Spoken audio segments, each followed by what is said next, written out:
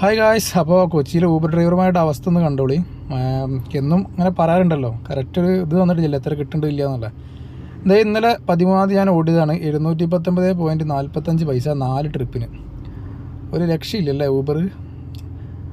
ഉണ്ടല്ലേ, 13 എനിക്ക് കിട്ടിയതാണ് 719.45 പൈസ. അതിനിടയ്ക്ക് അവരുടെ ഒരു 49 രൂപ ഫീയും പിടിച്ചിട്ടുണ്ട്. ശരിക്കും 768 ഉണ്ടായിരുന്നു. അതിനിടയ്ക്ക് ഓരോ ഫീയും പിന്നെ ഓരോ കമ്മീഷനും വേറെ.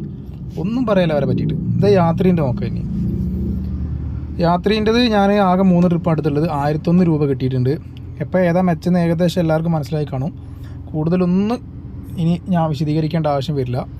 പിന്നെ ബാക്കിയുള്ള ആപ്പിലൊന്നും എനിക്ക് ട്രിപ്പൊന്നും അടിച്ചതും ഇല്ലെന്നല്ലേ.